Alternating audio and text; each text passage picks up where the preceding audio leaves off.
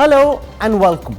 You're watching a special India Today global conversation on combating and containing the rise of China. This is a challenge that not just India but the whole world is grappling with. We have with us live on India Today a first-rate panel of global intellectual giants, titans in the field of foreign affairs. I want to start by introducing my first guest.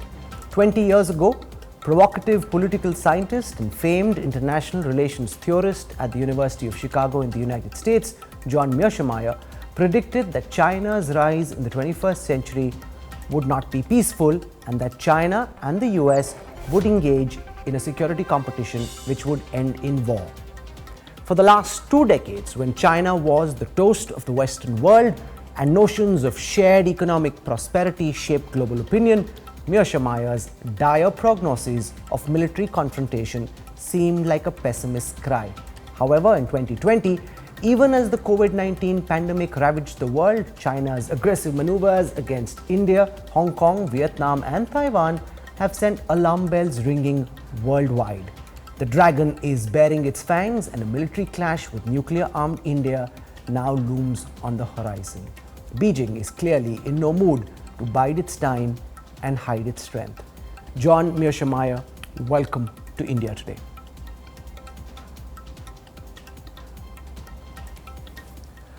Traditionally, there's been a second theory about China's rise, which is put forth by the likes of my second guest on the show today, renowned East Asian diplomat Kishore Mahbubani.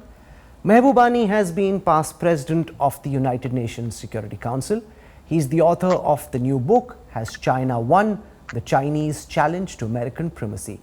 Mahbubani's argument is that China will, in the 21st century, usurp the US as the world's hegemon. However, he believes that China is a status quo power and not a revolutionary one, and that a clash with China is both inevitable and yet avoidable. Kishore Mahbubani, welcome. Where does India fit into this 21st century race to dominate the world? For a Desi perspective, I have Samir Saran, who's the president of one of Asia's most influential think tanks, the Observer Research Foundation. He's been thinking deeply about shaping India's response to China's rise.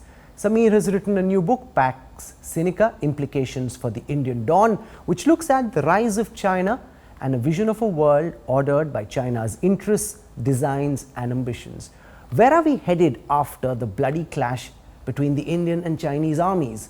Is a larger military escalation inevitable? Has China pushed India over the non-aligned edge and into the United States' strategic embrace? Can India and China dial down on current tensions, or will the line of actual control now be a hot border for the foreseeable future? Where does China antagonizing India fit into a larger geopolitical fight against the United States? Let's start this epic global clash of ideas. I'll start by asking Kishore Mahbubani, because going by what we are seeing the Chinese army do along the line of actual control and the Chinese government do in Hong Kong, Vietnam, Taiwan and the South China Sea, it would look like you've lost the argument even before this debate has begun. Thank you. I would say that, of course, what happened between India and China is very tragic, very sad. The loss of life is really unfortunate. But I would make an important conceptual distinction between the relations between China and India, which are two sovereign countries, and China and Taiwan and China and Hong Kong. Hong Kong and Taiwan have been traditionally territories of China. Hong Kong was a British colony, and just as in 1961 or 62, I forget now, when John F. Kennedy and Harold Macmillan wrote to Jawaharlal Nehru and said, "Don't take back Goa." Jawaharlal Nehru did the right thing, and he said, "Goa is a colony on Indian soil. I will take it back." Hong Kong is the same as Goa. There's no fundamental difference between the two. And Taiwan also was seized by the Japanese. So I would say that what the issues between Hong Kong and Taiwan are difficult and will be hard to resolve, but they are a separate category from the relations between China and India, which of course basically the relationship between China and India is the second most important relationship in the world, I would say, after the relationship between US and China. And up to now, fortunately, most of the time it's been peaceful. Even the border you speak about has been peaceful. And I can tell you that most countries in the world would prefer to see China and India find a solution and live in peace with each other rather than engage in a new geopolitical context.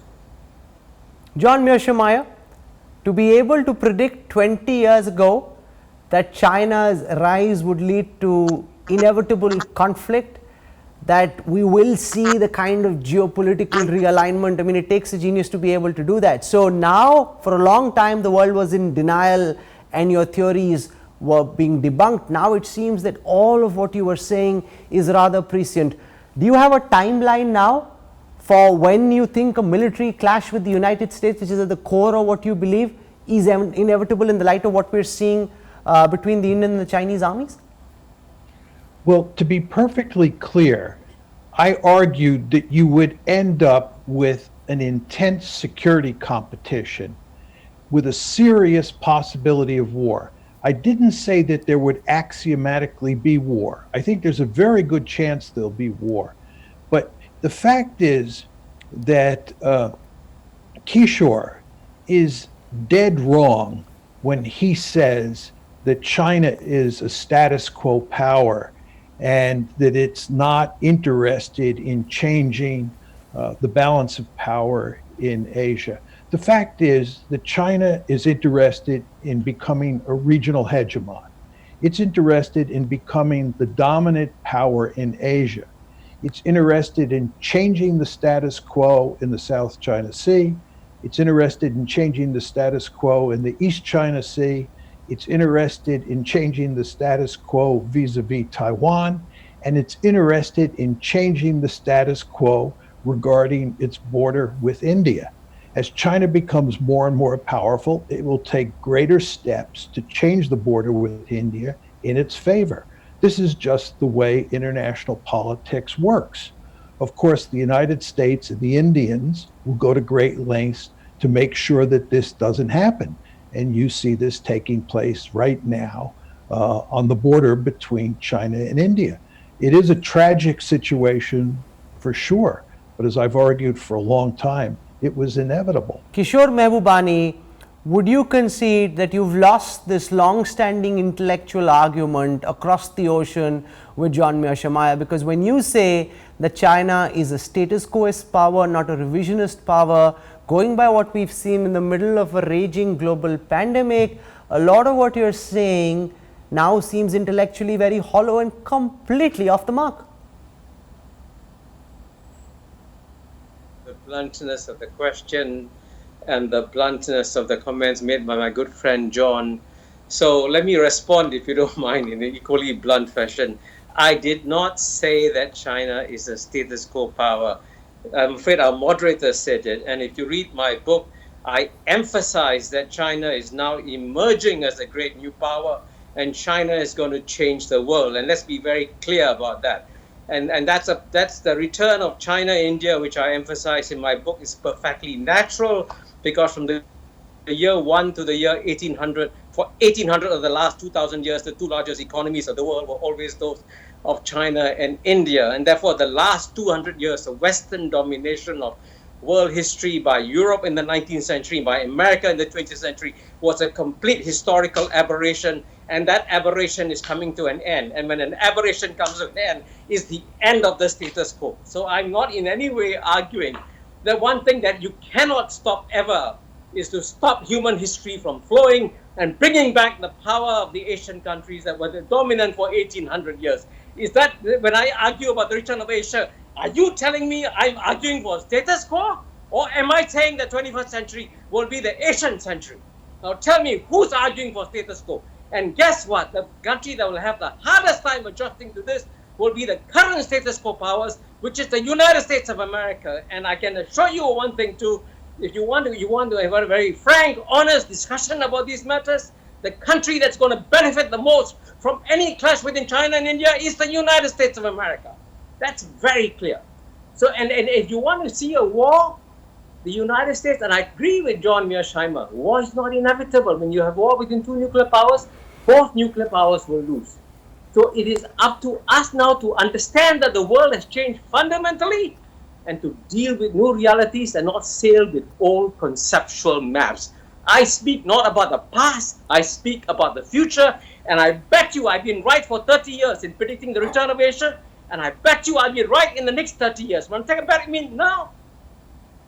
J Mearsheimer, has the United States failed to adjust to the growing might of China, and is the US the status quo as power? You're hoping that you will stay in the kind of position you were for the last several decades, not realizing the speed at which China has developed its capabilities. Well, the United States has done something worse than failed to adjust to the rise of China. The United States has foolishly fed the rise of China.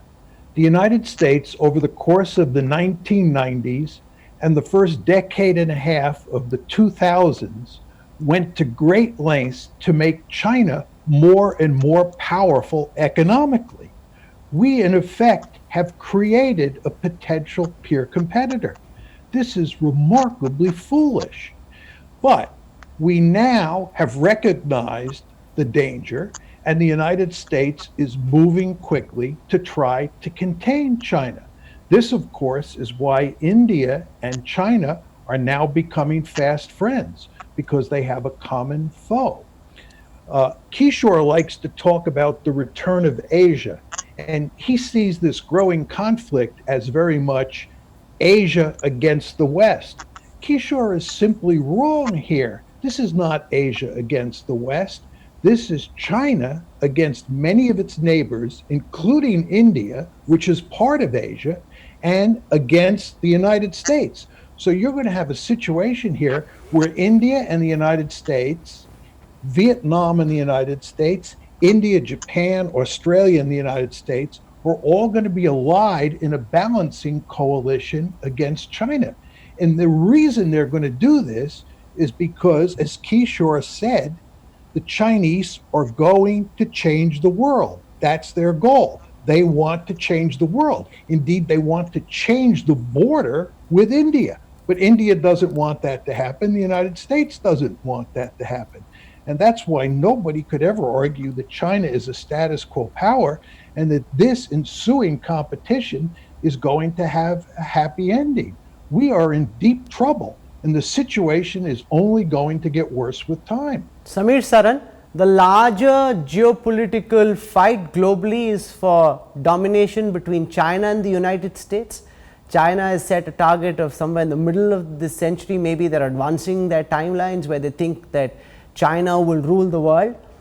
In this fight between China and the United States, what role do you see for India in the context of the current border clash between India and China along the line of actual control?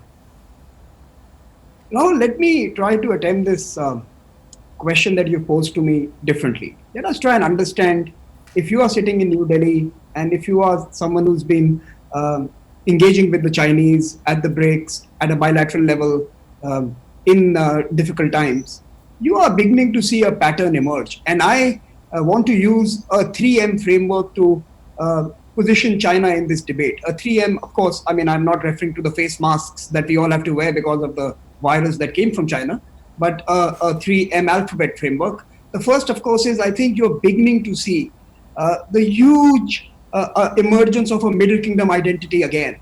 I think the time when they were hiding and biding their time is over.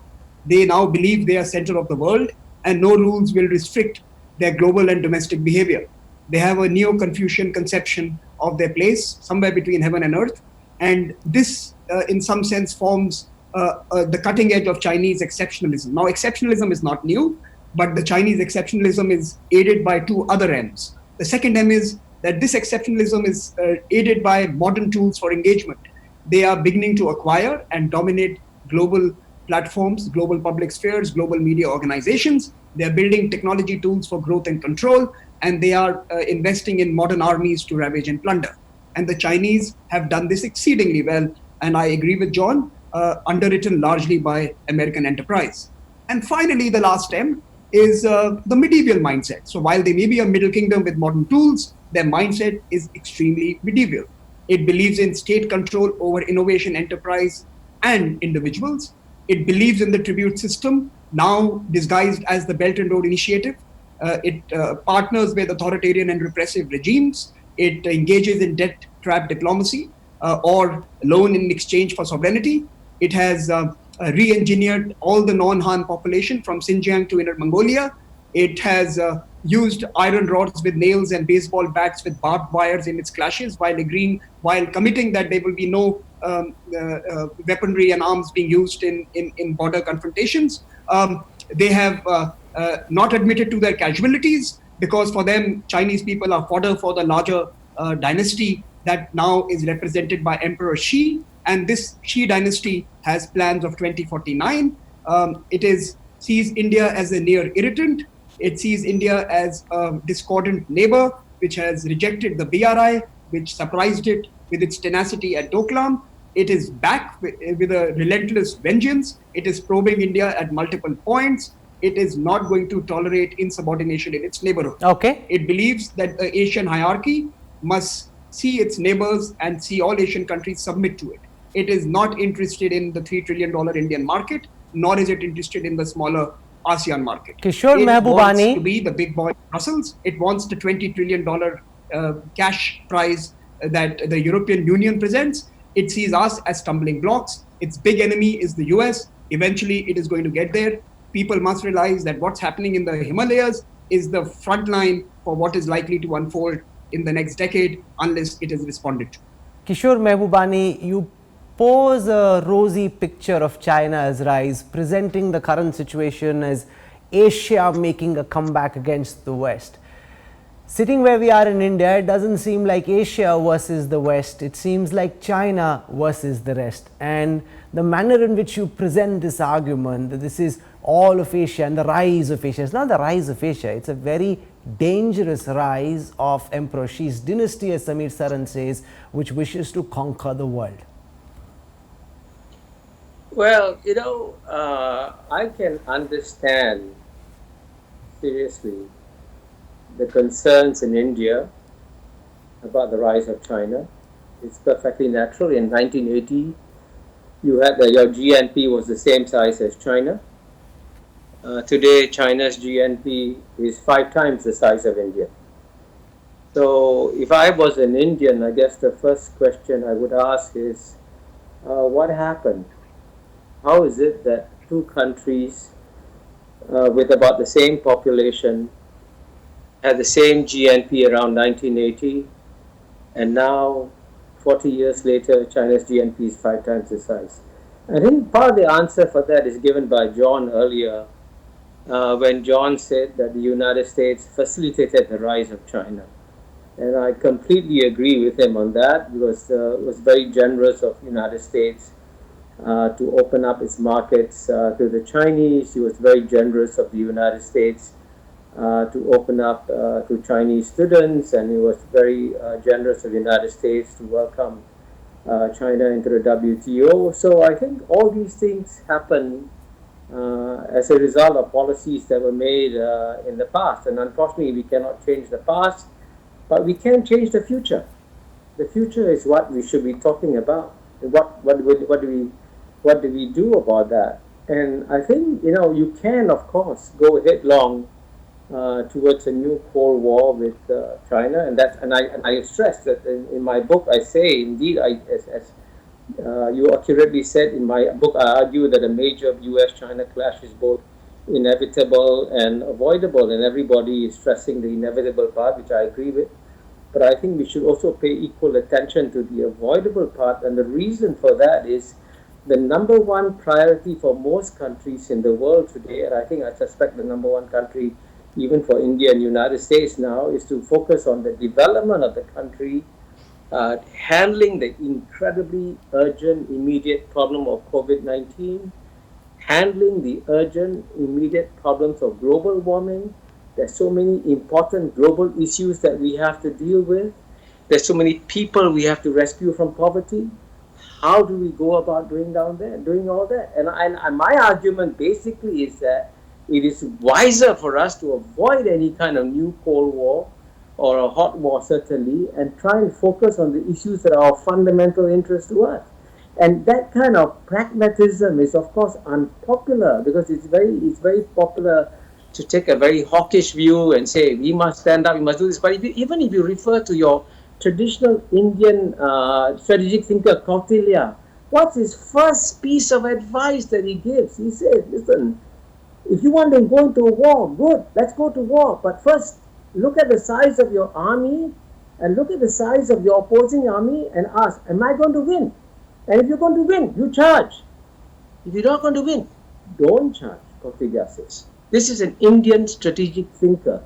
So clearly, there's no doubt that there will be competition between China and India, but clearly you have to work out a long-term strategy to deal with a power like China. And getting emotional and impulsive is exactly the wrong thing to do. And in fact, the key argument of my book, Has China Won?, is that I actually I call upon the United States to work out a long-term strategy to deal with China, because the return of China, and by the way, the return of India, we both China and India, the return of China and India is unstoppable. It's going to happen. Samir Saran, Kishore Mahbubani makes the argument that it is still possible for the government of India, the government of China, the people of India, the people of China to grow together. Do you still hold on to that hope, which was key to our strategic thinking with China for the last 6 years? Or do you think after what happened in Galwan, the relationship between India and China is dust for the foreseeable future? Rahul, I am someone, if you look at my earlier works, and you would find that I have always argued that India's and Asia's future growth will be based on how well can India and China manage their bilateral relationship. I agree with Kishore that in the second half of this century, the most important relationship would be that between India and China.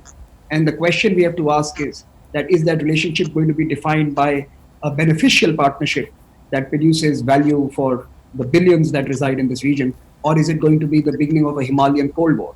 I think the Chinese have an edge, as Kishore mentioned. They are 5 times the size. They are probably 4 times our strength in terms of military. And they are certainly more adept at maneuvering today. But that may not be the case in 7 to 8 years' time. And what China is doing today, it is ensuring that 550 million young Indians will view them perpetually as an enemy. And I think the Chinese must realize that in free societies with very vibrant and loud public spheres, where even your own prime minister is subject to criticism loudly, like he has been in the last 24 hours, it is unlikely that people are going to forgive and forget Chinese behavior. As the larger power, as the larger economy, as the largest actor in Asia, I think it is the Chinese that have to decide the terms of engagement with India today. Getting onto our borders and killing our soldiers and creating aggression is not the terms of an economic partnership of the future. I think the Chinese will have to decide that. The same way that I have argued that India with its smaller neighbors has to be the magnanimous actor. Now, you cannot have 2 sets of rules for India, that they must be more magnanimous with their neighbors, which they, by the way, struggle to do. And I'm one of those who has said this. But in our relationship with China, we have to see the Chinese offering a relationship which is going to be non-conflictual. And I think the Chinese in the last year have not offered. If we look out into the future, would you concede to Kishore Mahbubani when he asks the question, has China won? Is the US in decline now, virtually slipping into a position where they will not be able to stop the rise and domination of China? Or do you believe the US with countries like India can still come together, like was the case against the USSR, and form a containment strategy which will pin down China and not allow them to dominate the world? J Mearsheimer. Well, it's almost impossible to predict what's going to happen 30, 40, 50 years from now. But as I've said before to Kishore, I would not bet against the United States. The United States faced 4 potential peer competitors in the 20th century: Imperial Germany, Imperial Japan, Nazi Germany, and the Soviet Union. The United States played a key role in putting all 4 of those potential competitors on the scrap heap of history. The United States will go to enormous lengths to contain China. There's no question that China is getting more powerful, and there's no question, and I want to emphasize this, that Kishore is correct when he says that China is bent on changing the world. But you should understand that the United States, and I believe India and Japan and many of China's neighbors, will rise to the occasion, and they will go to great lengths to work together to contain China and to prevent China from changing the world. Because from the perspective of a country like India, China changing the world is not good news, because that means they're going to change the status quo on the India-China border in China's favor. They're going to build a blue water navy and move into the Indian Ocean and make life miserable for the Indians. You can rest assured that this is what changing the world in China's favor means. So you Indians and we Americans and many other countries in Asia have a vested interest in working together to contain China. And I believe it can be done, and that Kishore's claim that the Chinese have won and this is all hopeless is wrong. Kishore Mahbubani, for reasons that most of us in India can't fathom, you seem to believe that China and India can rise together. The events of the past 2 months are more than ample proof that China is not interested in peaceful coexistence with India. They believe that there can only be one sun that rises in the east, and that is them, and they want India to bow to their might. That is something that 1.3 billion people will never agree with. So is your fundamental premise, Kishore Mahbubani, flawed and been proven to be so? Thank you. I really appreciate your very blunt questions.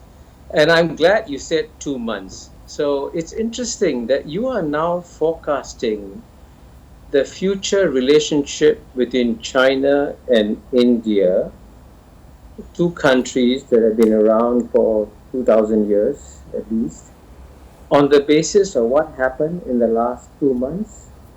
Whereas I would say that a better guide to the future of China-India relations is not what happened in the last 2 months, but what happened in the last 2,000 years.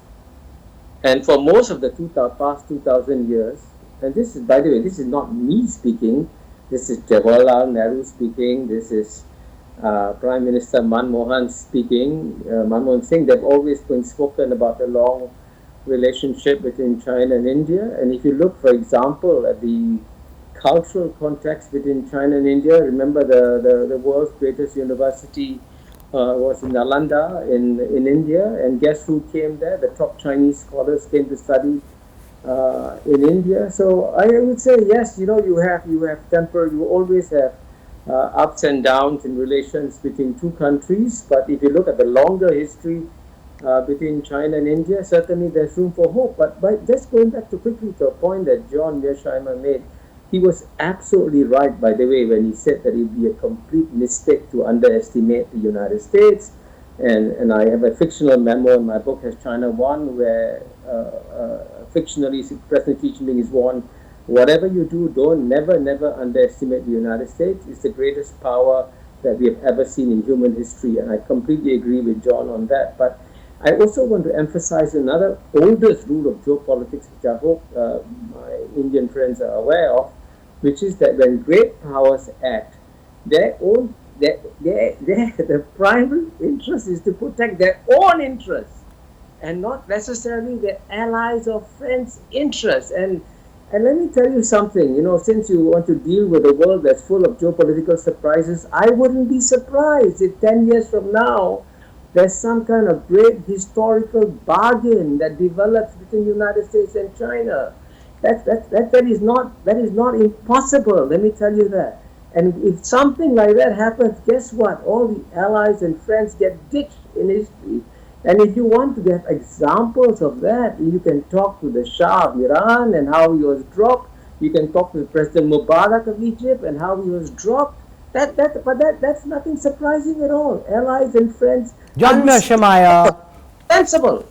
in the first part, you advocated that India and the United States should come closer. That requires India to trust the US more, because if we were to do so, Beijing would very clearly be offended. Kishore Mahbubani makes a very important point about the US having been very selfish in years gone by, at this moment being run by a highly unpredictable president. If India were to come closer to the United States, and later if there is what Kishore Mahbubani calls a historical bargain with China, that would leave India out in the cold. Is that a risk you think India should consider taking? Well, I don't believe in concepts like trust. I don't believe that states should trust other states in international politics. What I think India should do and the United States should do is act in their own strategic interest. India should do what's good for India, and the United States should do what's good for the United States.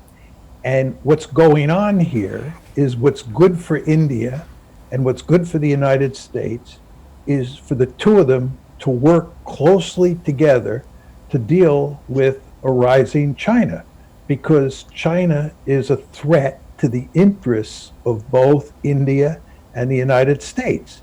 And it's for that reason that we have had increasingly close relations over the past 2 decades. And it's why I believe our relations will become even closer in the decades ahead. Again, it's in India's interest and it's in America's interest for those two countries to come together. Now, the idea that the United States and China are going to cut a deal in 10 or 15 or 20 years and sell India down the road is, I believe, not realistic.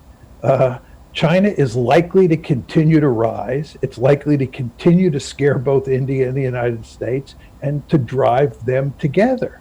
We're not going to cut a deal with the Chinese because, as Kishore said in the beginning, the Chinese are interested in changing the world, and we, the United States, are interested in making sure that they don't change the world. So we're going to have a fundamentally competitive relationship for as far as the eye can see. And that's going to go a great length to keep India and the United States closely allied. But again, this has nothing to do with trust. I wouldn't place much emphasis at all on the Samir Saran, there is a very clear confluence between India and the United States at this moment. Would you be afraid about China and the US, as they did some decades ago, working closely together, and that could upset India's equation with China if we've already infuriated the dragon? Rahul, I think any country that relies on external assistance to respond to its core national security is making a mistake. I think relying on someone else is a mug's game. India has to deal with China on its own. I agree with Kishore that our only obsession has to be build capacity, state capacity, our economy, our military capabilities, our presence in international institutions, and our capacity to shape global discourses and global events. I think that is India's medium-term goal. Now, I completely agree with John that if India was to make a strategic calculus today, and it was to assess, is America in relative decline a good bet to make? I think the answer is yes. I think the demise of America is greatly exaggerated. America is not going away anywhere. And at this point of time, like John mentioned, our view of at least the Asian region, if not Eurasia and finally Europe as well, is likely to converge. And in that sense, we could have a greater partnership of equals with the Americans than the Chinese will ever offer us. I just want to again repeat, the Chinese have not indicated any desire over the past decade, and this is not 2 months, so I just wanted to respond to Kishore as well, that it's not a 2-month phenomenon. I think it's a decade-long phenomenon, that Chinese have been seeking to humiliate India into submission in the Asian order. For them, a G2 world where they are the one and America is the two is their end game. They don't want multipolarity in Asia, and they are not likely to have 16% of humanity agree to that proposition. The Americans are not doing that to you. The American offer is that can we partner together in our common objectives? What are those common objectives? Ours is a positive agenda. That can we create stability? Can we create open seas? Can we create rule of law ecosystems? Can we invest in infrastructure, and can we build renewables, and can we create digital economies that do not serve the interest of a single political party? So I think the American proposition and the Indian assessment coincides deeply. And therefore, I would believe that if the Mandarins in South Bloc and India were to shed their ambiguity and reluctance and inertia and admit to themselves that for the next 7 to 8 years, we are at our vulnerable most vis-a-vis China, simply because of the asymmetry that Kishore outlined. We are a fifth of their size. An American partnership is a good idea. Okay. And Kishore Mahbubani, 2 months versus several years. The reality is the Chinese don't even want to exchange border maps so that differences can be resolved, because they'd like to keep India off balance. America in relative decline would offer India far more equal terms of engagement than a China which would never want to see an India rise. Respond to the points made by John and Samir. Well, by the way, I agree with John's realism when he said earlier, international relations is not about trust at all. International relations is about countries taking care of their interests, and I think the United States does a very good calculation of its interests, and the reason why the United States has been the most successful country, I would say, at least over the last 150 years of human history, the United States has by far been the most successful country, because it is very, very carefully calculated where its interests lie, and it has pursued them very well, very intelligently, and very successfully. And I would say, and I completely agree with John, that India should do the same calculation, and I would say do a comprehensive calculation. It's not just about the military. I mean, clearly one of the biggest changes the world is going to have to deal with is climate change and global warming, and the question is, who pays the bill for global warming? Now, we all know that global warming is happening today, not just because of the current new flows of greenhouse gas emissions from the newly emerging countries like China and India. It's because of the stock of greenhouse gas emissions that has been put up by the Western industrial powers, including the United States, over the last 200 years since the Western Industrial Revolution. Now, what's happening is that the Trump administration is now saying, we in America, we're not going to pay a penny at all for any of this cost of greenhouse gas emissions. You, the new countries, you, China and India, you have to pay for it, and we are not going to pay a penny. And it's amazing that the world's richest country, United States, refuses to take, under Trump administration, any responsibility at all for global warming, and he wants to pass the bill to countries like China, India, and everybody else. So you got to decide then, is that in India's interest then to work with the United States with that kind of calculation? Guess the amount of bill you have to pay. Guess what?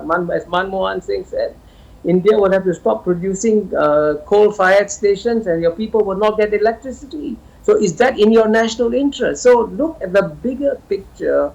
Look at the whole picture of all the issues, and don't just focus on one thing like the border. It's a much bigger, more complex global game that's been played. And you mentioned 10 years.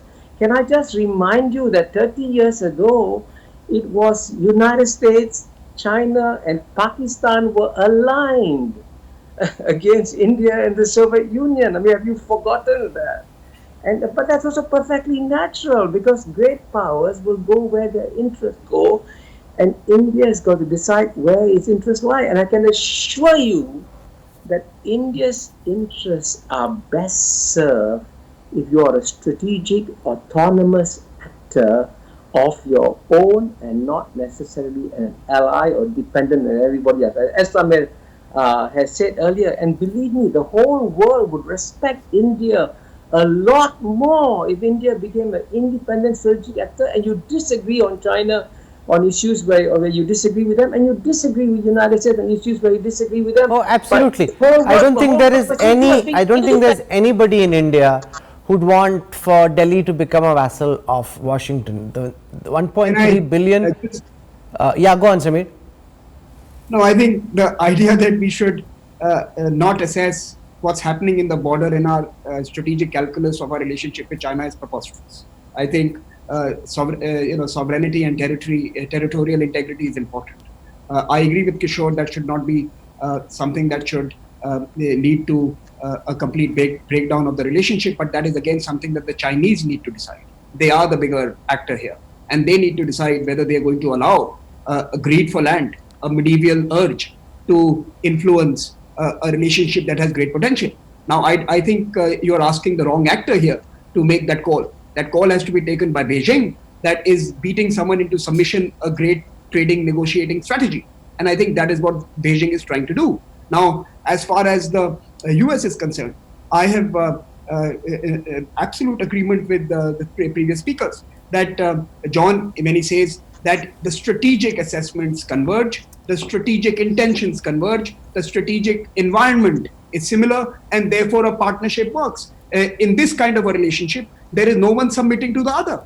You are making independent political choices that happen to converge and reinforce each other's postures. And I think that is very different from being either a vassal or an ally. And I think the second speaker, Kishore's point is also correct. I think India could be creating coalitions where interests converge. And some of those coalitions, provided the Chinese behavior moderates, like, for example, in the case of SDGs and climate change, could include the Chinese as well. Now, I have argued that the Chinese and Indians have lots of similar challenges that Kishore has enumerated in his previous comment.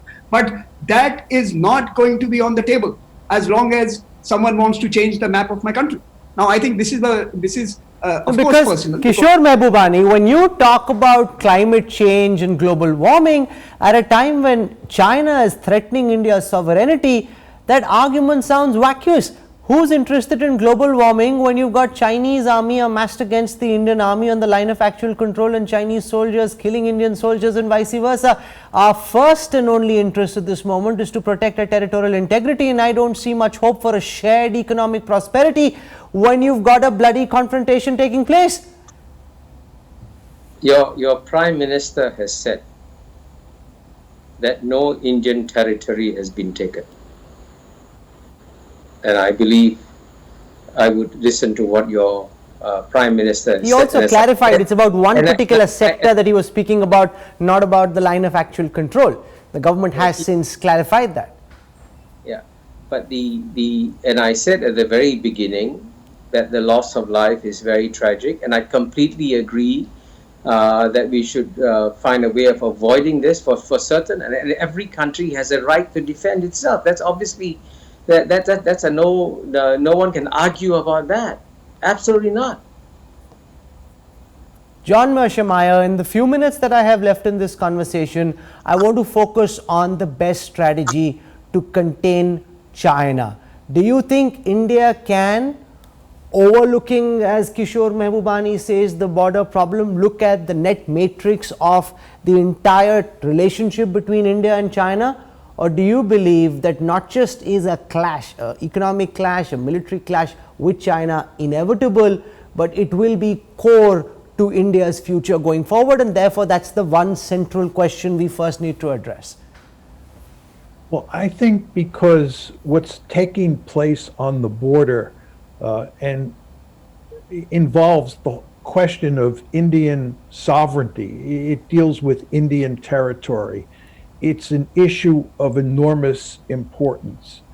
It's important to understand that anytime two countries have a relationship, there are competitive elements and cooperative elements. What Kishore likes to do is emphasize the cooperative elements and largely ignore the competitive elements. But what we're seeing as China grows more and more powerful is that the competitive elements are becoming more important than the cooperative elements. And I think that's likely to be increasingly the case in the future.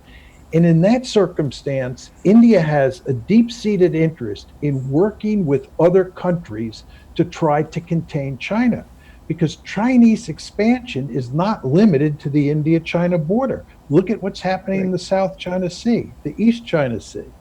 So I think it makes very good sense for India not to lose sight of those cooperative dimensions to the relationship with China, but to understand full well that what is most important is the competitive element, because that involves Indian sovereignty. And the reality also is, with India, the United States, Australia and Japan coming together in a deepening of the Quad, the quadrilateral arrangement now seeming more and more inevitable, there will be a serious counter to China. And if so many countries across the world, not just Taiwan and Hong Kong, but increasingly countries in East Asia start becoming more and more concerned about China and wary of Chinese products. That then leaves China with a very big market and some weaker countries it can dominate, but a lot of the middle powers, Kishore Mahbubani, would no longer like to do business with China. So maybe the spirit which they've grown in the past won't be the spirit which they'll grow in the future. Can I just make a small prediction for you? Go on. You are right. We will see. The answer is empirical. This is not a question of opinion.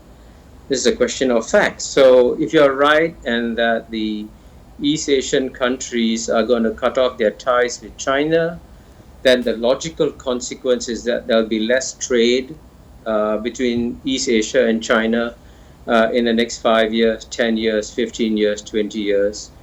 And I can assure you of one thing. I guarantee you that trade is going to increase between China and the rest of East Asia. And I'm glad you mentioned the Quad, because that's a perfect example of how you end up, in a sense, getting into an alliance relationship with other powers, and where other powers will, of course, put their own interests first. And I can tell you, I don't know whether you're observing what's happening between China and Japan. What's interesting is that what a relationship, which, by the way, is a much more painful relationship than the one that China and India have, because, India never occupied China, China never occupied India. But Japan occupied China, as you know, and defeated China several times. So that is a very fraught relationship, and you see a quiet adjustments going on within China and Japan. And in the case of Australia, right, the present government is definitely very, very strongly anti-China, but governments change in Australia, and if a Labour government comes into power in Australia, you'll have a different policy down there.